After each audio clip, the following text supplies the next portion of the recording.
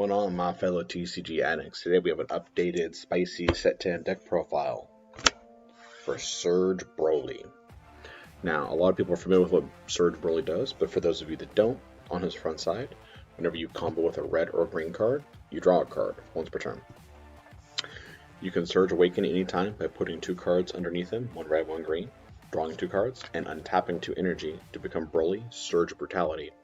On Surge's backside, if you're at 3 lives or less, you can detach a material to either KO an opponent's battle card, ignoring barrier, really nice, or you can combo with a card in your drop area for free and give the leader double strike.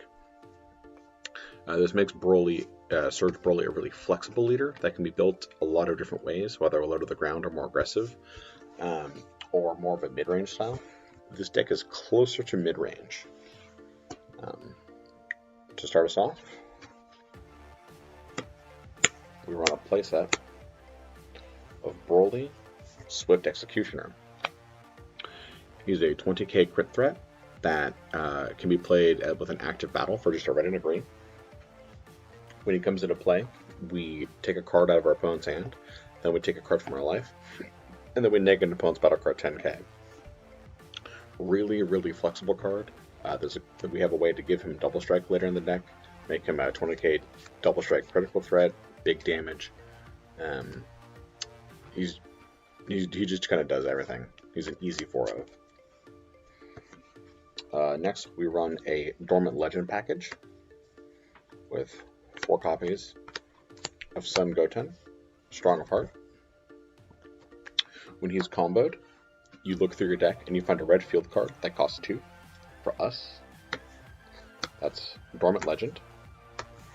And if you find a copy of Dormant Legend, you put it in your drop area.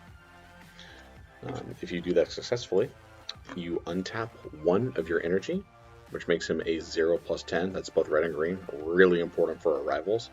And if you have 5 cards or less, you also draw a card. Comboed with our leader ability, that makes him sort of a draw 2 as well. Really, really powerful card to combo with. He's practically a free super combo. Now, because we are running Goten and Dormant Legend, we of course run 3 copies of Tragedy Foretold. Tragedy is a 30k beater that can be played for red or green with a rival, as long as you have a Dormant Legend in your drop area. When he comes into play, you neg 2 of your opponent's battle cards minus 15k. And that ignores barrier. And while he's in play, once per turn, you can drop a card from opponent's combo areas. This is effective against Bibbidi super combos especially, but he also just makes a rivaling a little bit tougher for our opponent. This is more of like a flex utility card, between his ability to drop attacks, maybe kill a battle card in combat, etc. Really good. Now, because we are a red-green deck, we of course run 4 copies of Broly Demonic Origins. There's not a whole lot to say about this. If we have a red-green card charged on, he comes into our energy area untapped and ready to go. He's just the check land for the deck. You pretty much never play him. On to our next arrival card. We run 3 copies of Champa Capricious Gods. Champa is a 20k beater that, when he comes into play, gives 1 of our battle cards double strike and destroys an opponent's battle card with 20k power or less. We have a lot of ways to neg our opponent's battle cards in this deck, so frequently Champa is spot removal for anything without barrier. We also have a few things in the deck with critical, which means through Champa we can give some stuff double strike crit. Really good card, easy 3-0. Next, to continue with the red-green good stuff, we run 3 copies of Liquor. Liquor is a 3-drop if we have a red or green battle card in our battle area, and he has Alliance red-green. When he attacks, you can rest 1 or more red or green battle cards and give their power to him temporarily. If you do that, you draw 2 cards and neg 2 of your opponent's battle cards by negative 20k. Liquor is our biggest source of just like straight card advantage. He's probably like the biggest swing play that we have on our main board. He's good for pushing and damage. assuming you can get through. Important to note, even if they negate the attack, you can still trigger Alliance if you want to, just to get the draw 2 and minus 20k. Now next, because we run all this red-green stuff, and we are a deck that really cares about combos, we run a full playset of Chichi, Motherly Majesty. Chichi, when she's comboed, if you have 2 red-green cards in your energy area, becomes a draw 2. Really, really good card. Really easy for us to set up her ability. We're constantly trying to cycle through her deck, and she makes it even easier for us. Next, some of the new set 10 stuff. We run 3 copies of Bardock the Resolute. Bardock is a free play if we ever do damage to our opponent, making him a free 15k double strike. He's just good at pushing for extra damage. There's a lot of ways to get double strike in this deck, one way or another, and this makes him just an extra way to start racking up those 2 damage swings. Plus, if your opponent activates a counter, he untaps himself once per turn, so he basically has to be allowed to go through, unless your opponent wants to counter him twice. Now, for defense, we run 3 copies of After Image Technique. Technique doesn't actually negate the attack, which is important for this deck because we do so much stuff at battle. Instead, it just gives one of our cards a large 40k boost, and then negs one of our opponent's cards by 10k. We can also activate with Sparking 5 by taking a life instead of using energy, allowing us to tap out and have some level of defense still. You could run Shocking Deathball over this, but we have a lot of ways to take advantage of the negative 10k in this deck, which makes Sparking the go-to negate for us. Now, we run something a little old school in this build, but it's really good with the lead and some of the other cards we run. And that's the U6 Saiyan Teamwork Engine, starting with 4 copies of Kaba, Saiyan Teamwork. He's a 10k beater, which when he is great, but when he comes into play, he looks at the top 10 cards and finds a Kalifa or Kale. If he finds a Kalifa, he puts it into play. Our target for the Kalifa is Bold Super Saiyan 2 Kalifa. Kalifa is a 20k beater that looks at the top 7 cards and grabs a U6 with 15k power or less and plays it. Our main target is Sister Attack Saiyan Kale. Choose a 10k beater that, if you have it in the U6, becomes a 15k beater and draws you a card.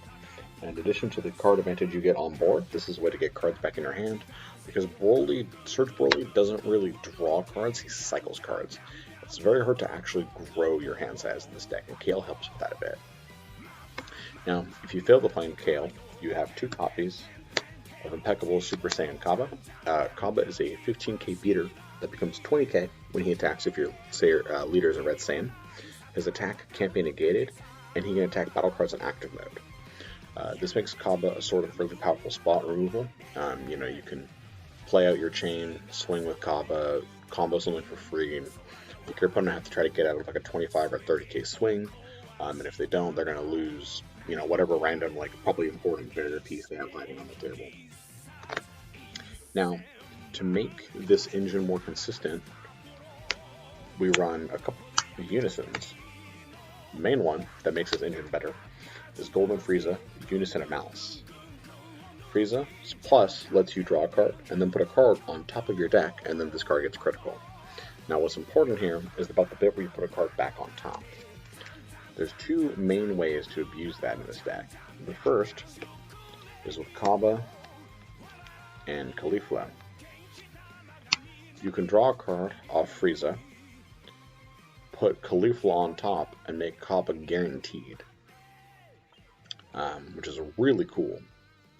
Alternatively, if you're not worried about that, or you need to get rid of a Dormant Legend in your hand, you can take a Dormant Legend and put a Dormant Legend on top of your deck, and then combo away a Goten, and use that to get the Legend away. This makes Golden Frieza's plus, at least some of the time, into simply draw a card, give this card critical. So really, really powerful. His -2 makes it so if your opponent attacks you on their next turn, they have to KO a battle card with energy cost 2 or more in order to actually make the attack. So you can also use Frieza as an extra layer of defense if you're really concerned about not dying. Now, Frieza with only 15k doesn't tend to stick around for more than a couple of turns, but as long as you get one good plus out of him and maybe a minus, it's hard to complain. Our main game-ending unison for the deck is 3 copies of Sin, Unison of Calamity. Sin's a 20k beater. That makes it so all of your red cards, which is practically all the battle cards in this deck, can attack battle cards in active mode, which means you can start ripping apart your opponent's board. And his plus negs 2 of your opponent's battle cards 15k. This is just another way for us to neg battle cards. His minus 2 gives us a limited ability to take a battle card from our opponent's hand. So Sin's also really flexible. There's some people who don't like running unisons in Surge Broly because of the logic that if they're swinging at the unison, you can't use your leader ability to combo. The thing about that is, especially with Sin, at 20k your opponent's probably not coming up with like 4 20k swings without any effort. They're usually spending cards to combo or get away with that. And as I said before, Surge Broly has a really hard time actually plussing. He just cycles a lot. So anything you can do to beat your opponent on card advantage by making them either like invest cards or discard cards, getting 2-for-1s through bonus plays, etc., is how Surge Broly actually gets his card advantage. So, for example, if you play Golden Frieza on 2 and you plus him and get in for 15k crit, and then your opponent's turn, they swing with their lead, and then they swing with like Super Saiyan Champa, and they combo a card away. You skip their entire turn, and you probably still got a crit a 15k crit swing hit through. And your opponent's invested a couple of cards an entire turn of tempo into doing that. So even though you don't get to use like your leader ability only cycles, so it's not a huge miss if you don't get it, because you're not plussing off of him. You're only generating free combo power. So that negative to running unisons, I think personally, is kind of overstated. Finally, for the super combos for the deck, we run 4 copies of Nappa Demolition Man. When Nappa is comboed from your hand, he comes into play, meaning you can kind of double tap him with your leader to activate your leader both on your turn and your opponent's turn. Plus, we have a good amount of arrival targets, and Nappa being red and green means he fulfills those arrival target requirements on his own, in addition to Goten. So we actually run 8 cards in this deck that can single-handedly fulfill arrivals, which makes arrivaling really easy for us. We actually don't run an SCR on the main board. The SCR for the deck would be the SS3 Scramble, but this deck tends to be pretty low to the ground and rarely actually gets up to 5 energy. Games are usually over by turn 3 or turn 4. But for games where we need to go bigger, it's a card you can sideboard. That completes our deck profile for Surge Broly. Hopefully you liked it. It's a different take on the lead. They're running some very different cards, but it's still pretty potent and very competitive. If you liked this video, be sure to like, follow, and subscribe. See you next time, TCG Addicts.